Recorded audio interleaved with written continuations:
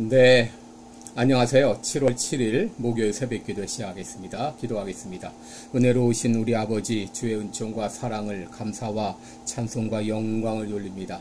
하나님 아버지, 오늘도 새날을 허락해 주셨습니다. 우리에게 주신 귀한 시간과 재물과 건강과 힘을 가지고 이제 하나님의 영광을 위해서 또 많은 사람들을 사랑하고 돕는 일에 사용하는 복된 하루가 되게 하여 주옵소서. 오늘 한날도 주님 앞에 의탁하며 예수님의 이름으로 기도드리옵나이다.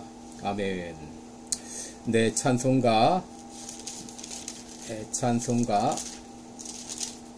492장 부르겠습니다.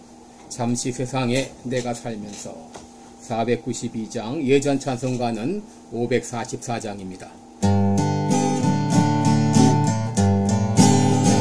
잠시 세상에 내가 살면서 항상 찬송 부르다가 날이 저물어 오라 하시면 영광 중에 나가리. 열린 천국 문 내가 들어가 세상 짐을 내려놓고 빛난 면류관 받아 쓰고서 주와 함께 다 이리 살리. 눈물 골짜기 더듬으면서 나의 갈 길 다간 후에 주의 품 안에 내가 안기어 영원토록 살리로다. 열린 천국 문 내가 들어가 세상 짐을 내려놓고 빛난 면류관 받아 쓰고서 주와 함께 이리 살리. 나의 가는 길 멀고 험하며 산은 높고 오른 깊어 고난 나의 몸 쉴 곳 없어도 복된 날이 밝아오리. 열린 천국 문 내가 들어가 세상 짐을 내려놓고 빛난 면류관 받아 쓰고서 주와 함께 길이 살리. 한숨 가시고 죽음 없는 날 사모하며 기다리니. 내가 그리던 주를 배울 때 나의 기쁨 넘치리라. 열린 천국 문 내가 들어가 세상 짐을 내려놓고 빛난 면류관 받아 쓰고서 주와 함께 길이 살리.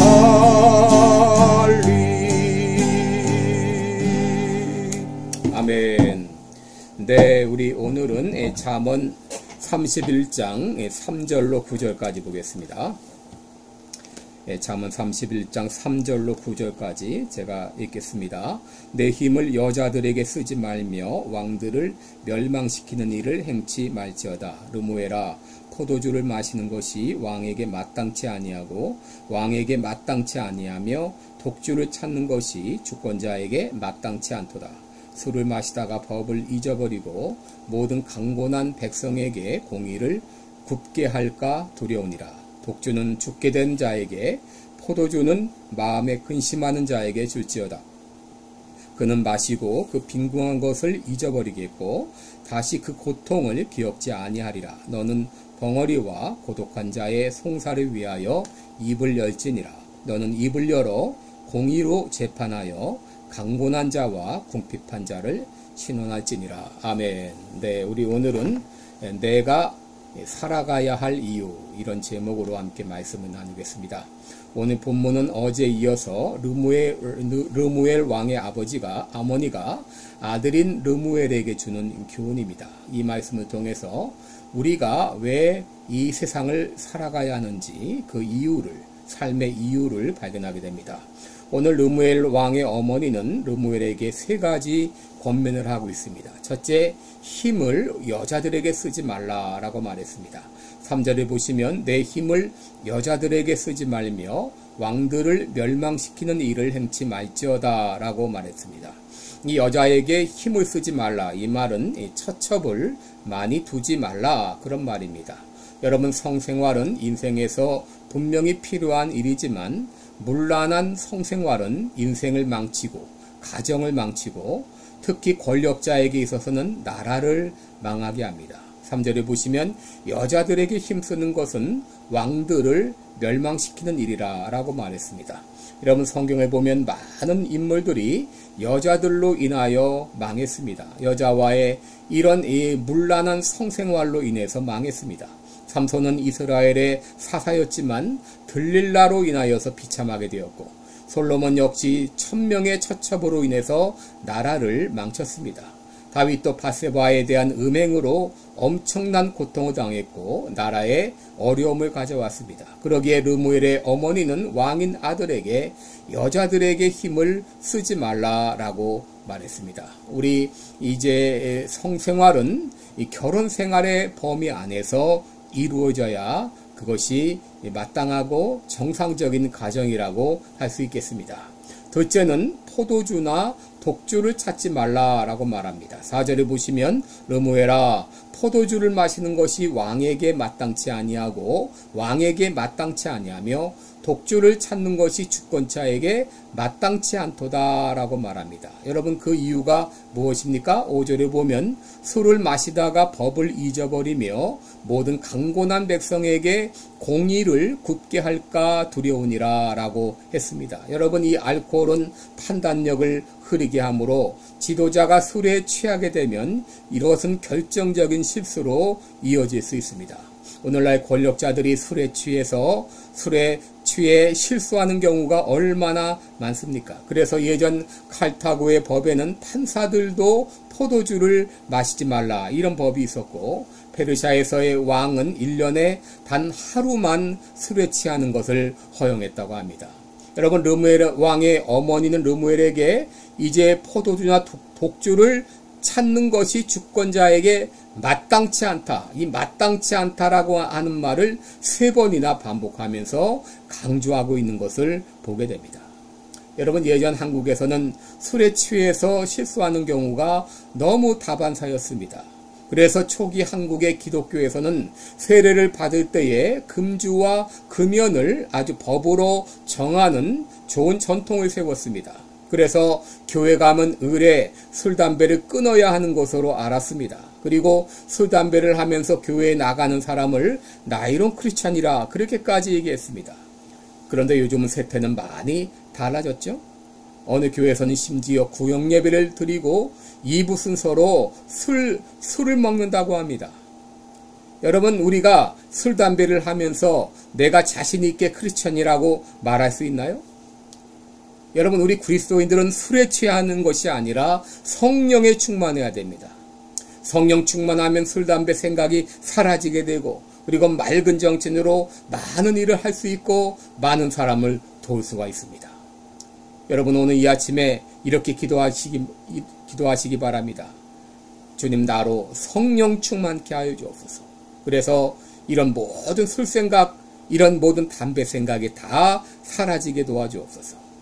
셋째로, 세 번째 주는 권면은 가난한 자를 위주로 나라를 다스리라 라고 권면했습니다. 8절 9절에 보면 너는 벙어리와 고독한 자의 송사를 생각하며 송사를 위하여 입을 열지니라. 너는 입을 열어 공의로 재판하여 강곤한 자와 궁핍한 자를 신원할지니라 라고 했습니다. 여러분, 분명한 이 사실 중에 하나는 이 땅에는 가난한 자가 끊어지지 않는다고 하는 것입니다. 장애인이 항상 존재한다고 하는 것입니다. 고아와 과부도 항상 존재합니다. 여러분, 이들은 살아가면서 많은 어려움을 겪습니다. 특별히 억울한 일을 당했을 때 누구도 대변해 주지 못할 때가 있습니다. 그런데 인간의 죄악성은 이들을 연약한 자를 먼저 생각하지 못하고 차별할 때가 많이 있습니다. 그러나 의로운 왕이라면 당연히 약한 자를 먼저 생각해야 할 것입니다. 바로 약한 자들을 먼저 생각하며 나라를 다스리라고 권면한 것입니다. 여러분, 오늘 본문은 우리 크리스찬인 우리들에게 중요한 질문을 던지고 있습니다. 그것은 나에게 주어진 시간과 힘과 건강과 재물과 지식을 나 자신의 정욕만을 위해 사용할 것인가? 아니면 나보다 못한 이웃을 사랑하며 섬기기 위해서 사용할 것인가 하는 것입니다. 여러분, 모든 크리스찬들은 왕같은 제사장이라 그랬습니다. 여러분, 우리들은 하나님께서 이 땅을 섬기라고 보내진 왕같은 제사장입니다.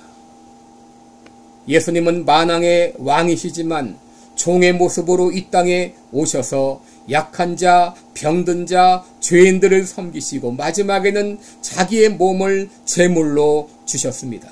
주님 말씀하셨습니다. 내가 온 것은 섬김을 받으려 함이 아니라 도리어 섬기려 하고 내 목숨을 많은 사람의 대속물로 주기 위함이다. 여러분, 우리 모두는 이 땅에서 왕같은 제사장으로 부름을 받았습니다. 그래서 왕같은 제사장으로 세상을 섬기라고 우리를 이 땅에 보내주신 것입니다. 나에게 주어진 모든 시간과 또 힘과 재물과 건강은 나의 정욕을 위해 사용하라고 주신 것이 아닙니다. 이는 나보다 못한 이웃을 사랑하고 섬기라고 주신 것입니다. 여러분, 이것이 하나님께서 우리들을 이 땅에 보내신 이유입니다. 기도하겠습니다. 은혜로우신 우리 아버지, 오늘 우리들을 왕같은 제사장으로 이 땅에 보내신 것을 감사합니다. 이제 우리는 왕같은 제사장으로 이 세상을 섬기며 사랑하며 나보다 약한 자들을 도우며 살기 원합니다. 나에게 주어진 시간과 힘과 건강과 재물과 또 지식, 이 모든 것들을 이들을 사랑하고 섬기는데 사용하는 나의 모습이 되게 하여 주옵소서. 감사드리며 예수님의 이름으로 기도드리옵나이다. 아멘. 네, 오늘도 복된 하루 되시기 바랍니다. 고맙습니다.